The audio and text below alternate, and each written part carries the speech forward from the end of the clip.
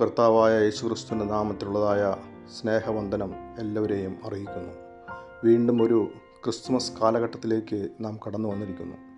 Christmas എന്ന് പറയുമ്പോൾ എല്ലാവരുടെയും മനസ്സിൽ കാണുന്നത് നക്ഷത്രവും പുൽക്കൂടും അതുപോലെ തന്നെ സാന്താക്ലോസും എന്നുള്ളതായ ആ ചിത്രങ്ങളാണ് നമ്മുടെ മനസ്സിൽ എപ്പോഴും കടന്നു വരുന്നത്.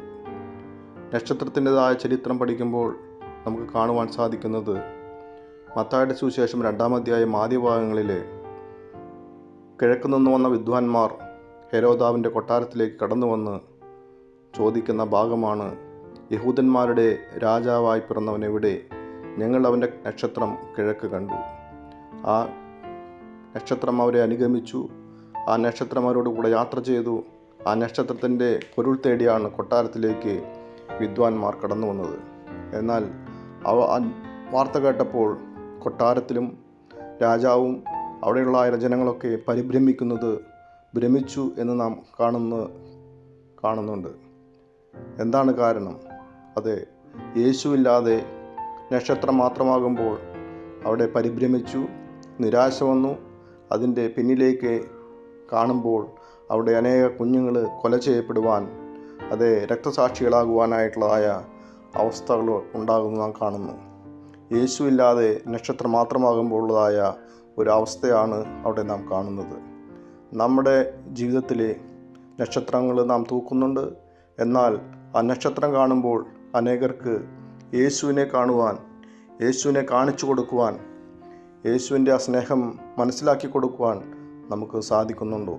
ഓരോ നക്ഷത്രത്തിൻ്റെ പിന്നിലും ആ വലിയൊരു സത്യമുണ്ടെന്ന് നാം മനസ്സിലാക്കണം. മറ്റൊന്ന് സാന്താക്ലോസാണ്. എങ്ങനെയാണ് സാന്താക്ലോസ് എന്ന് പറയുന്ന ആ ഒരു അവസ്ഥ കടന്നു വന്നത്? തുർക്കിയിലെ ബിഷപ്പായിരുന്നു സെൻറ്റ് നിക്കോളാവാസ് എന്ന് പറയുന്ന ഒരു വിശുദ്ധൻ. അദ്ദേഹത്തിൻ്റെ ജീവിതത്തിൽ മറ്റുള്ളവരെ സഹായിക്കുക, മറ്റുള്ളവരെ കരുതുക എന്നുള്ളതായിരുന്നു അദ്ദേഹത്തിൻ്റെ ജീവിതത്തിൻ്റെ ഏറ്റവും വലിയ ലക്ഷ്യം. അദ്ദേഹത്തിൻ്റെ ഇടവകയിൽപ്പെട്ട ഒരു ഭവനത്തിൽ 3 പെൺമക്കൾ വിവാഹം കഴിക്കുവാനായിട്ടുള്ളതായ പ്രയാസപ്പെട്ട് ജീവിക്കുന്ന അവസരങ്ങളിൽ ഓരോ സമയങ്ങളിലും അദ്ദേഹം ആ ഭവനത്തിൻ്റെ ജനലിലൂടെ സ്വർണ്ണ നാണയങ്ങൾ കിഴികെട്ടി ഇട്ടുകൊടുക്കുക പതിവായിരുന്നു. കാരണം ആരാണ് സഹായിക്കുന്നതെന്ന് അവർക്ക് അറിയാൻ സാധിച്ചിരുന്നില്ല.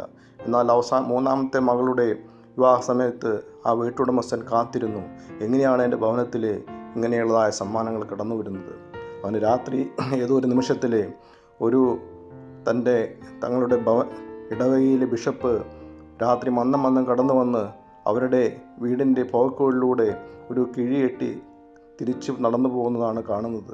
ക്രിസ്മസ് എന്ന് പറയുമ്പോൾ മറ്റുള്ളവരെ കരുതുവാനും സ്നേഹിക്കുവാനും മറ്റുള്ളവർക്ക് കാണിച്ചു കൊടുക്കുവാനുമുള്ളതായ ഒരു അവസ്ഥ നമ്മുടെയൊക്കെ ജീവിതത്തിൽ ഉണ്ടാകണം.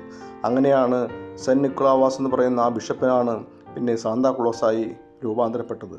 അത് സമ്മാനം വാങ്ങുന്ന സാന്താക്ലോസ് അല്ല, മറ്റുള്ളവരെ കരുതുവാനും മറ്റുള്ളവർക്ക് സ്നേഹം പകർന്നു കൊടുക്കുവാനും മറ്റുള്ളവരെ ചേർത്ത് പിടിക്കുവാനുമുള്ളതായ ഒരു അനുഭവമാണ് സാന്താക്ലോസിൻ്റെ ജീവിതത്തിൽ നമുക്ക് കാണുവാനായിട്ടിടയാവുന്നത്.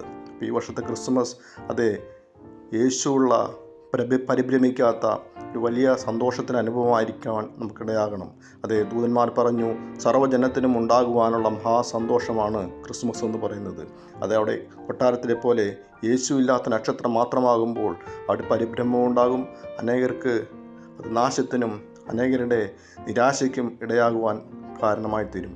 എന്നാൽ യേശുവുള്ള അനുഭവം എന്ന് പറയുന്നത് വിദ്വാൻമാർ യേശുവിനെ കാഴ്ച കൊടുത്ത് കുമ്പിട്ട് നമസ്കരിച്ച് സന്തോഷത്തിൻ്റെയും സമാധാനത്തിൻ്റെയും അനുഭവത്തോടെ അവർ മടങ്ങിപ്പോകുന്നത് നമുക്ക് കാണുവാൻ സാധിക്കും. പ്രിയപ്പെട്ട നമ്മുടെ ജീവിതത്തിൽ ഈ വർഷത്തെ ക്രിസ്മസ് മറ്റുള്ളവരെ ചേർത്ത് പിടിക്കുവാനും സ്നേഹം പകരുവാനും കരുതുവാനും ഒക്കെ ഇടയാകട്ടെ എന്ന് പറഞ്ഞുകൊണ്ട് വാക്കുകളെ അവസാനിപ്പിക്കുന്നു. ദൈവനാമം മഹത്വപ്പെടുമാറാകട്ടെ.